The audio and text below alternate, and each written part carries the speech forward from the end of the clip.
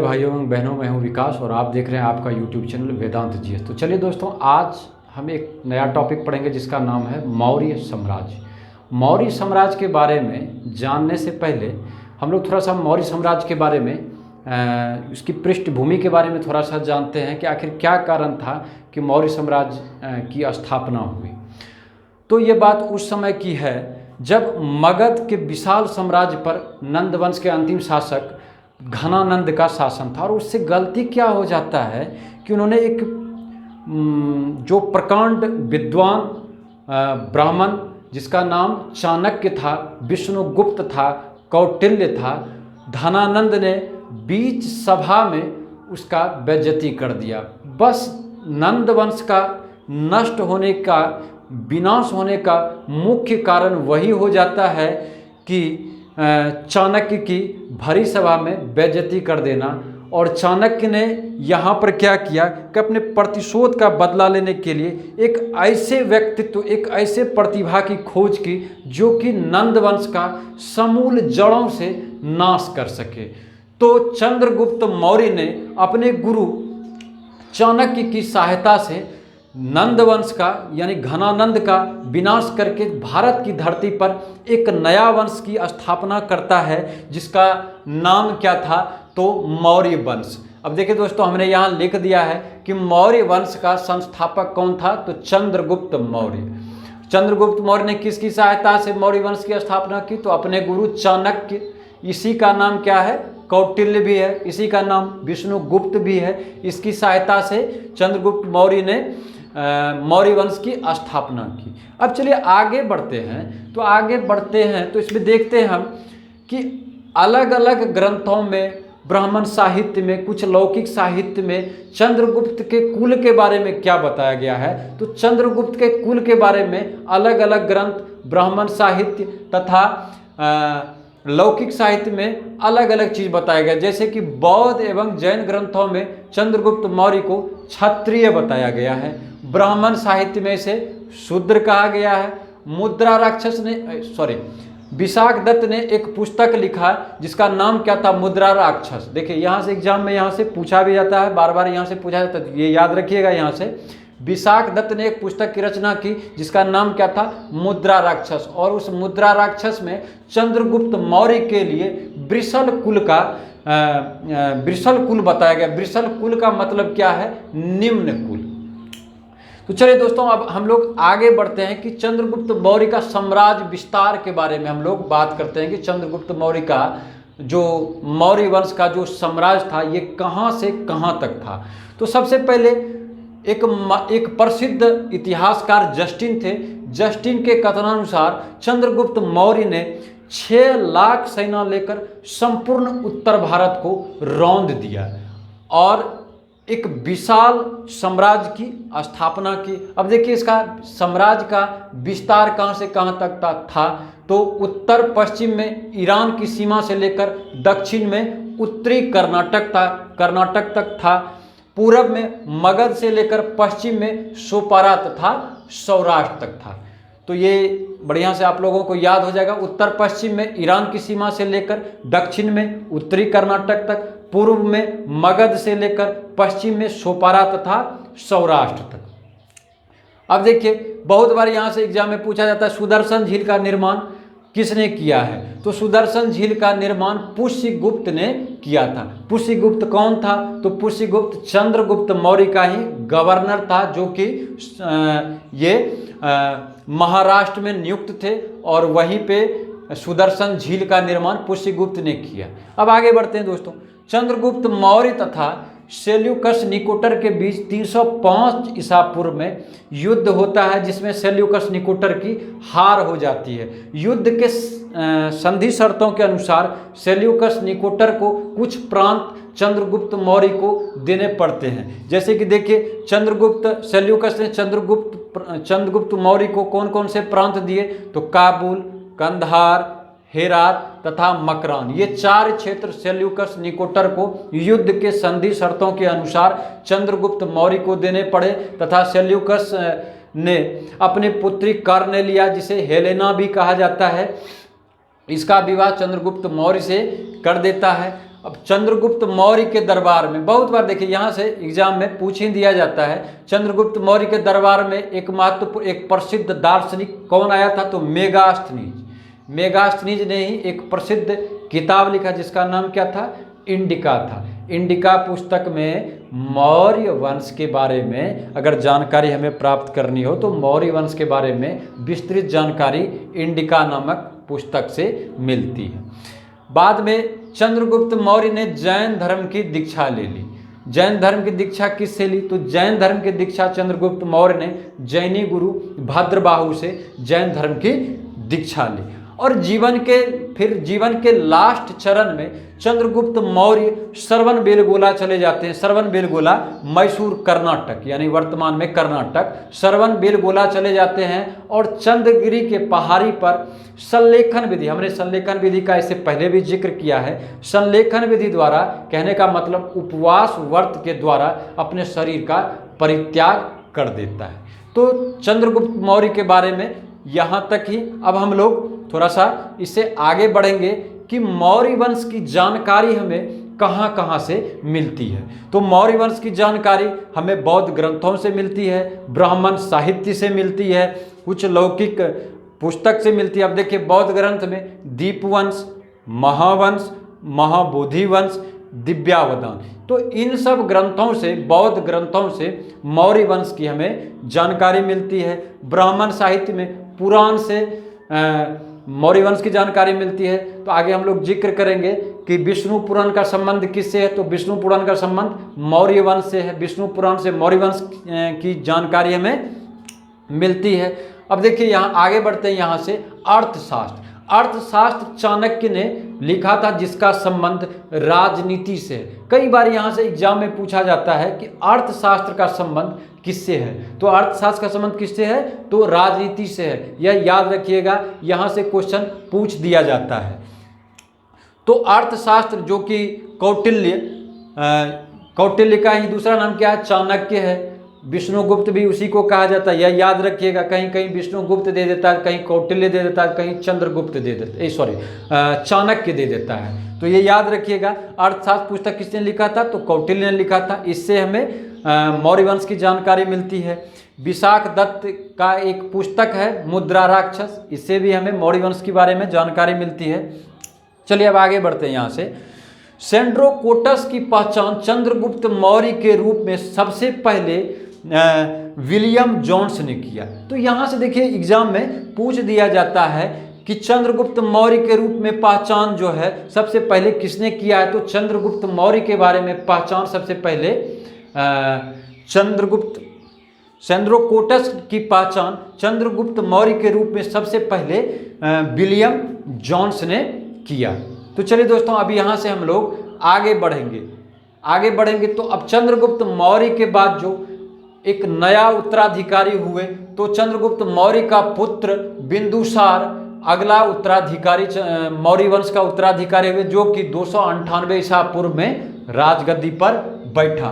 बिंदुसार का ही नाम अमित्रघात है। देखिए एग्जाम में यहाँ भी पूछ देता है बिंदुसार का अन्य क्या नाम है, तो बिंदुसार का एक अन्य नाम है अमित्रघात। अमित्रघात का मतलब क्या हो जाता है, शत्रु का विनाश करने वाला, शत्रुओं का नाश करने वाले को ही क्या बोला जाता है, अमित्रघात कहा जाता है। बिंदुसार का क्या नाम है, अमित्रघात भी है। वायु पुराण में इसे भद्रसार कहा गया है। देखिए यहाँ वायु पुराण में क्या कहा गया, भद्रसार कहा गया। जैन ग्रंथों में क्या कहा गया, तो सिंहसेन कहा गया है। तो याद रखिए अधिकांश एग्जाम में पूछ दिया जाता है कि बिंदुसार का अन्य क्या नाम है, तो अमित्रघात है। अब देखिए यहाँ बिंदुसार के शासन काल में एक महत्वपूर्ण घटना होती है कि तक्षशिला में विद्रोह हो जाता है। यानी बिंदुसार के शासन काल में तक्षशिला में दो प्रमुख विद्रोह हुए, जिसमें सबसे पहले सुसीम को भेजा गया और बाद में किसको भेजा गया, अशोक को भेजा गया। तो ये याद रखिएगा। बिंदुसार के दरबार में डायमेकस आया, जो कि सीरिया नरेश एंटियोकस का राजदूत था। अब देखिए चंद्रगुप्त मौर्य के दरबार में कौन आया था, तो मेगास्थनीज। उसके बाद उसका पुत्र बिंदुसार हुआ। बिंदुसार के दरबार में कौन आया, तो डायमेकस आया। यानी कहने का मतलब क्या है, मेगास्थनीज का उत्तराधिकारी डायमेकस को माना जाता है। बिंदुसार जो थे ये आजीवक संप्रदाय के अनुयायी थे। चंद्रगुप्त मौर्य किस धर्म के अनुयायी थे? तो चंद्रगुप्त मौर्य जैन धर्म के अनुयायी थे। यहाँ पे उसका पुत्र बिंदुसार, देखिए बिंदुसार किस धर्म के अनुयायी थे? तो ये आजीवक संप्रदाय के अनुयायी थे। ठीक है, अब चलिए आगे बढ़ते हैं। बिंदुसार के बाद जो अगला उत्तराधिकारी होता है वह अशोक के नाम से जाना जाता है, अशोक महान के नाम से जाना जाता है। अब देखिए अशोक का राज्याभिषेक 200 पूर्व में इनका विधिवत रूप से राज्याभिषेक हुआ था, लेकिन माना जाता है कि राजगद्दी पर अशोक 272 ईसा पूर्व, लगभग 272 ईसा पूर्व में ही बैठ गया था, लेकिन विधिवत रूप से जो वो राज्याभिषेक उसका हुआ तो 200 अशोक का राज्याभिषेक होता है। कहा जाता है कि अशोक ने लगभग अपना 99 भाई की हत्या करके राजगद्दी पर बैठा था। अब आगे बढ़ेंगे। अशोक की माता का क्या नाम था? तो अशोक की माता का नाम क्या था? शुभद्रांगी था। अशोक की पत्नी का क्या नाम था? तो अशोक की पत्नी का नाम कारुवाकी था। अब सबसे देखिए यहाँ महत्वपूर्ण है कि अशोक का नाम जो है अशोक कौन से अभिलेख में मिलता है? कई बार एग्जाम में यहाँ से पूछ दिया जाता है, चाहे पीसीएस का एग्जाम हो, दरोगा का एग्जाम हो या कोई अन्य एग्जाम हो, तो यहाँ पर यह सब विद्यार्थियों को ध्यान देने योग्य बातें हैं कि कौन सा क्वेश्चन महत्वपूर्ण है, कौन सा क्वेश्चन पूछ सकता है एग्जाम में, यह सब विद्यार्थियों को थोड़ा सा ध्यान देना चाहिए। तो मास्की और गुर्जरा अभिलेख में अशोक का नाम अशोक मिलता है। श्रीनगर शहर की स्थापना किसने किया था? तो श्रीनगर की स्थापना अशोक ने किया था। अब चलिए थोड़ा सा हम लोग इसी में अशोक में ही कलिंग के बारे में थोड़ा सा हम लोग जानते हैं। अगर अशोक के बारे में हम लोग बात करते हैं तो फिर कलिंग का अगर वर्णन नहीं करेंगे, कलिंग युद्ध का अगर वर्णन नहीं करेंगे तो फिर ये तर्कसंगत नहीं होगी। यानी कलिंग जो था अशोक के जीवन में बड़ा ही महत्वपूर्ण मोड़ था। यहाँ पे क्या होता है कि कलिंग जिसकी राजधानी तोसली थी, और उस समय जिस समय अशोक के देखिए यहाँ पे हमने यहाँ लिख भी दिया है कि राज्याभिषेक के 8वें वर्ष 261 ईसा पूर्व में अशोक ने कलिंग पर आक्रमण किया। अब ये कलिंग पर जिस समय आक्रमण किया उस समय कलिंग पर जो शासन था एक नंदराज नामक राजा का उस समय शासन था। और कलिंग की राजधानी कहाँ थी? तो कलिंग की राजधानी तोसली थी।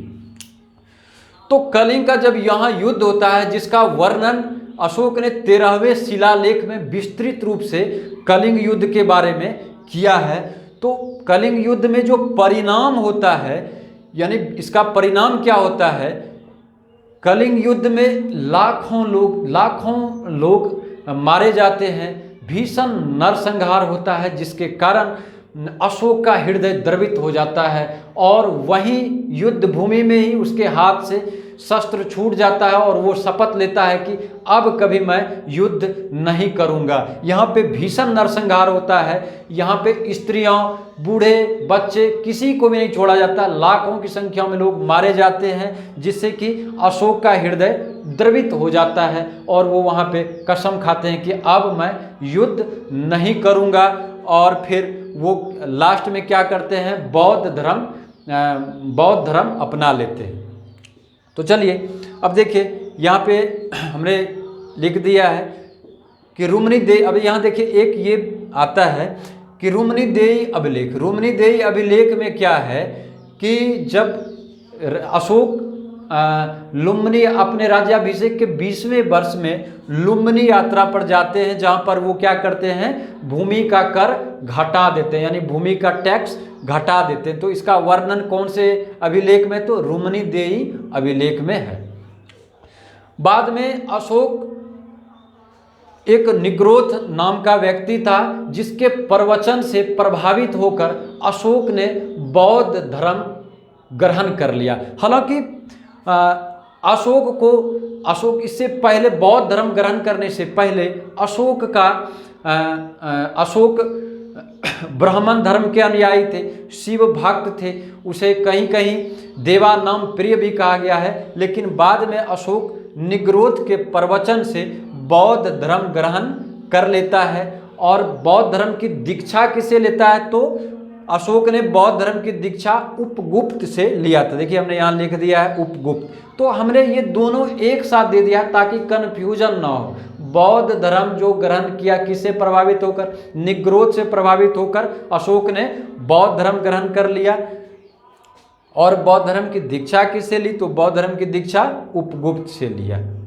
अब चलिए आगे बढ़ते हैं। अशोक ने आजीवक संप्रदाय के लोगों को रहने के लिए बराबर की पहाड़ियों में गुहा निर्माण किया, यानी गुफाओं का निर्माण किया, जो जिसका नाम यहाँ हमने लिख दिया है। ये कहीं कभी कभी क्या करता है कि एग्जाम में ये यहाँ से पूछ भी दिया जाता है, जो बराबर की पहाड़ियों में गुहा निर्माण जो उन्होंने किया था, यानी गुफाओं का निर्माण किया था आजीवक संप्रदाय के लोगों को रहने के लिए, उसका नाम क्या था, तो उसका नाम क्या था, कर्ण, चौपार, सुदामा तथा विश्व झोपड़ी। तो ये याद रखिएगा, कर्ण, चौपार, सुदामा तथा विश्व झोपड़ी।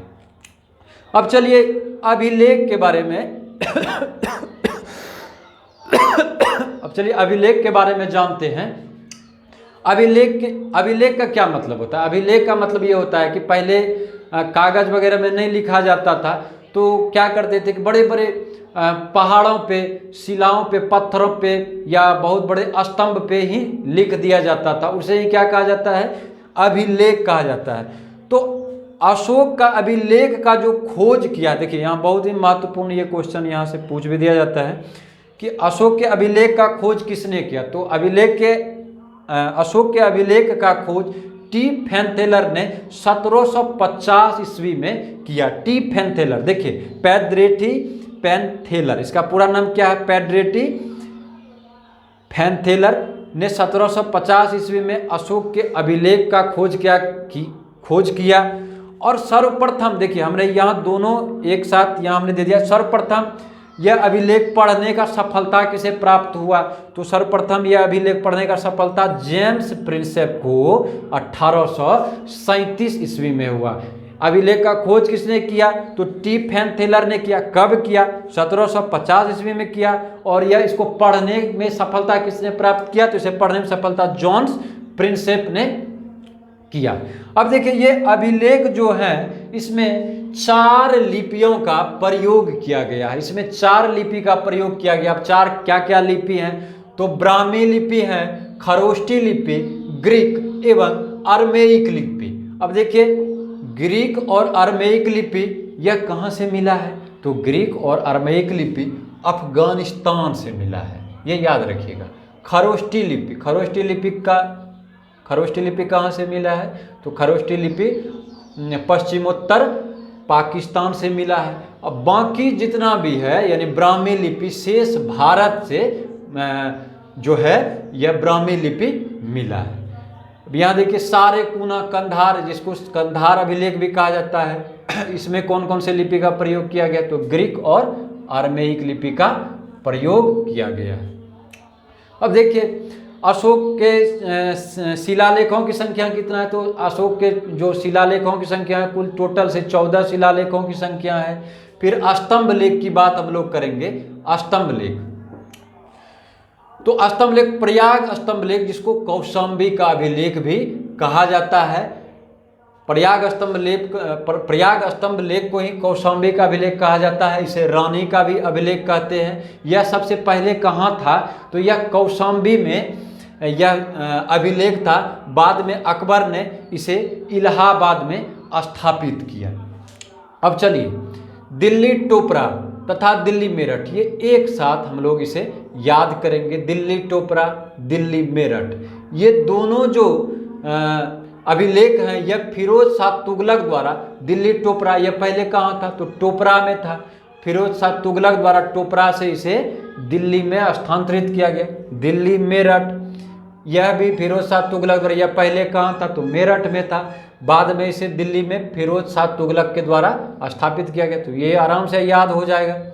अब देखिए ये तीनों को हम लोग एक साथ दिमाग में रखेंगे। रामपुरवा, यह चंपारण बिहार में स्थित है। लोरिया अरेराज, यह भी चंपारण में ही स्थित है। लोरिया नंदनगढ़, यह भी चंपारण में ही स्थित है। यानी रामपुरवा, लोरिया अरेराज, लोरिया नंदनगढ़, ये तीनों कहाँ हैं, ये तीनों बिहार में है। और यहाँ विशेष रूप से यह याद रखिएगा कि लोरिया नंदनगढ़ में जो अभिलेख हैं, नंदनगढ़ जो लोरिया नंदनगढ़ अभिलेख हैं जो कि चंपारण में स्थित है, उस पे मोर का चिन्ह बना हुआ है। चलिए अब आगे बढ़ते हैं दोस्तों। अशोक के समय में जो मौर्य साम्राज्य था उसको उस समय वो 5 प्रांत में, पूरे साम्राज्य को 5 प्रांत में बांटा गया था। ये पांचों प्रांत क्या कहलाते थे? चक्र कहलाते थे। अब ये पांचों प्रांत क्या था? देखिए यहाँ से कभी कभी एग्जाम में पूछ भी दिया जाता है, विद्यार्थियों को यहाँ थोड़ा सा ये याद रहना चाहिए। अब देखिए ये मौर्य प्रांत है, हमने यहाँ राजधानी लिख दिया है। उत्तरापथ की राजधानी कहाँ थी? तो उत्तरापथ की राजधानी तक्षशिला थी। दक्षिणापथ की राजधानी कहाँ थी? तो स्वर्णगिरी। ये दोनों को आप एक साथ याद रख सकते हैं। उत्तरापथ की राजधानी तक्षशिला, दक्षिणापथ की राजधानी स्वर्णगिरी, कलिंग की राजधानी तोसली। ये सभी विद्यार्थियों को याद रहता है। कलिंग की राजधानी तोसली। कलिंग पर आक्रमण जब अशोक का होता है तो उस समय राजधानी क्या होता है? तोसली होता है। पूर्वी प्रांत की क्या राजधानी थी? तो पूर्वी प्रांत की राजधानी पाटलिपुत्र थी। अवंती की राजधानी कहाँ थी? तो अवंती की राजधानी उज्जैन थी। 16 महाजनपद में भी हमने बताया कि जो अवंती महाजनपद था उसकी राजधानी कहाँ था? तो उज्जैन था। तो ये आराम से दोस्तों याद हो जाएगा आप लोगों को। अब देखिए एक बात यहाँ और भी याद आप रखिएगा कि जिस समय राजगद्दी पर बैठने के दौरान जो है अशोक अवंती का ही राज्यपाल था। ये याद रखिए, कभी कभी एग्जाम में यहाँ से पूछ दिया जाता है कि अवंती का अशोक राजगद्दी पर बैठने के दौरान कहाँ का राज्यपाल था? तो ये अवंती का राज्यपाल था। तो चलिए दोस्तों इसको एक बार हम लोग जल्दी से रिवाइज कर लेते हैं। मौर्य साम्राज्य को हम लोग 2 भागों में पढ़ेंगे। आज हम लोगों ने पढ़ लिया, फिर अगला भाग नेक्स्ट क्लास में हम लोग पढ़ेंगे। मौर्य वंश का संस्थापक कौन था? तो मौर्य वंश का संस्थापक चंद्रगुप्त मौर्य था। किसकी सहायता से उन्होंने मौर्य वंश की स्थापना की? तो चाणक्य की सहायता से मौर्य वंश की स्थापना की। बौद्ध एवं जैन ग्रंथों में से क्षत्रिय कहा गया है, ब्राह्मण साहित्य में शूद्र कहा गया है। विशाख दत्त ने एक पुस्तक लिखा, कौन से पुस्तक? मुद्रा राक्षस। इसमें चंद्रगुप्त मौर्य के लिए वृषल कुल कहा, इसमें कहा कि यह निम्न कुल का है चंद्रगुप्त मौर्य। साम्राज्य विस्तार की बात करें तो जस्टिन के अनुसार चंद्रगुप्त मौर्य ने 6 लाख सेना लेकर पूरे उत्तर भारत को रौंद दिया। उत्तर पश्चिम में ईरान की सीमा से दक्षिण में उत्तरी सीमा तक थी। पूरब में मगध से लेकर पश्चिम में सोपारा तथा सौराष्ट्र तक थी। सुदर्शन झील का निर्माण किसने किया? तो पुष्यगुप्त ने किया, चंद्रगुप्त का गवर्नर था। चंद्रगुप्त मौर्य तथा सेल्यूकस के बीच में युद्ध कब हुआ? तो 305 ईसा पूर्व में। सेल्यूकस ने चंद्रगुप्त मौर्य को जो प्रांत दिए वो कौन कौन प्रांत थे? काबुल, कंधार, हेरात तथा मकरान। चंद्रगुप्त मौर्य के दरबार में कौन दार्शनिक आए? तो मेगास्थनीज आए। मेगास्थनीज ने ही इंडिका नामक पुस्तक लिखा जो मौर्य वंश के बारे में हमें जानकारी देती है।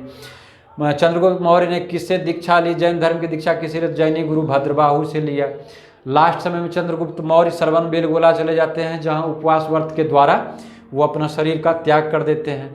अब मौर्य वंश के बारे में जानकारी हमें कहाँ कहाँ से मिलती है? तो बौद्ध ग्रंथ देखिए, दीपवंश, महावंश, महाबोधि वंश, दिव्यावदान से हमें जानकारी मिलती है। ब्राह्मण साहित्य पुराण से जानकारी मिलती है। अर्थशास्त्र से जानकारी विशाख दत्त द्वारा कृत मुद्रा राक्षस से मिलती है। देखिए यहाँ ये बहुत ही इंपॉर्टेंट क्वेश्चन है, पूछ दिया जाता है। सेंडोकोटस की पहचान चंद्रगुप्त मौर्य के रूप में सर्वप्रथम किसने किया? तो विलियम जोन्स ने चंद्रगुप्त मौर्य के रूप में किया। इसके बाद बिंदुसार है। बिंदुसार का अन्य नाम क्या है? अमित्रघात है। वायु पुराण में भद्रसार कहा गया, जैन ग्रंथों में सिंहसेन कहा गया। बिंदुसार के ही शासनकाल में तक्षशिला में 2 विद्रोह होता है जिसमें पहले सुसीम को भेजा जाता, बाद में अशोक को भेजा जाता है। बिंदुसार के दरबार में कौन है? तो डायमेकस है। बिंदुसार आजीवक संप्रदाय का अनुयायी थे। इसके बाद चलिए अशोक का राज्याभिषेक, उसकी माता का नाम क्या था? तो शुभद्रांगी। और अशोक की पत्नी का नाम क्या था? कारुवाकी था। मास्की और गुर्जरा अभिलेख में अशोक का नाम अशोक मिलता है। अशोक ने श्रीनगर की स्थापना किया। कलिंग युद्ध, राज्याभिषेक के 8वें वर्ष 261 ईसा पूर्व में अशोक ने कलिंग पर आक्रमण करता है। और कलिंग के आक्रमण करने जिस समय कलिंग पर आक्रमण किया उस समय राजा कौन था? तो नंद राज नामक राजा जो थे उस समय कलिंग के राजा थे। 13वें शिलालेख में कलिंग युद्ध के बारे में वर्णन किया गया। परिणाम इसका क्या होता है कलिंग युद्ध का? तो भीषण नरसंहार से द्रवित होकर अशोक युद्ध न करने का शपथ लेता है। अशोक ने नेपाल में ललित पत्तन नगर की स्थापना की। रुम्निदेयी अभिलेख है जहां अशोक ने भूमिकर को घटा दिया है। लुम्बिनी यात्रा, अपने धम्म यात्रा के लिए जब अपने राज्याभिषेक के 20वें वर्ष लुम्बिनी जाते हैं तो वो वहाँ पे वो अशोक ने क्या किया, भूमिकर को घटा दिया। इसका वर्णन रुम्निदेयी अभिलेख में है। बौद्ध धर्म ग्रहण किसके प्रवचन से प्रभावित होकर किया, तो निग्रोध के प्रवचन से प्रभावित होकर बौद्ध धर्म को ग्रहण किया। बौद्ध धर्म की दीक्षा किसे ली, तो बौद्ध धर्म की दीक्षा अशोक ने उपगुप्त से लिया।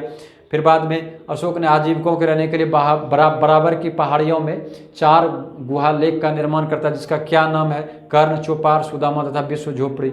अब अभिलेख की बात करेंगे तो अशोक के अभिलेख को सबसे पहले अशोक के अभिलेख का खोज किसने किया, तो टी फैनथेलर ने 1750 ईस्वी में अशोक के अभिलेख का खोज किया।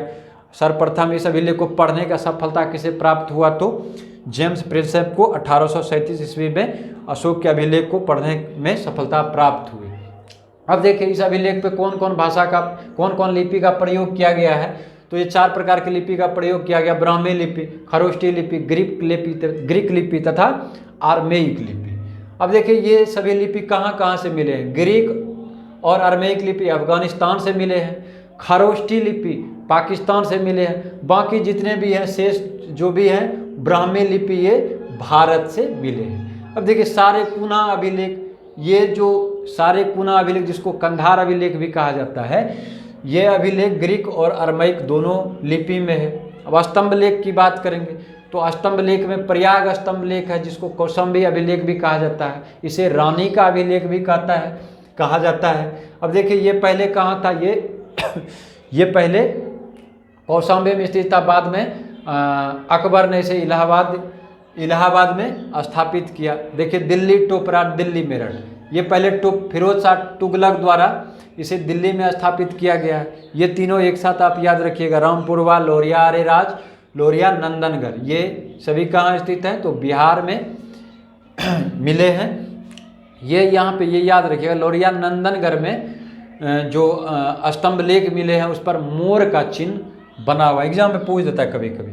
अशोक के समय में जो प्रांत था वो 5 भागों में बटा हुआ था। उत्तरापथ की राजधानी तक्षशिला थी, दक्षिणापथ की राजधानी सुवर्णगिरी थी, कलिंग की राजधानी तोसली थी, पूर्वी प्रांत की राजधानी पाटलिपुत्र थी, अवंती की राजधानी उज्जैन थी। तो चलिए दोस्तों, आज का वीडियो आप लोगों को कैसा लगा कमेंट करके ज़रूर बताइए। अगर चैनल पर नए हैं तो चैनल को सब्सक्राइब करें, लाइक करें, दोस्तों में शेयर करें। जय हिंद।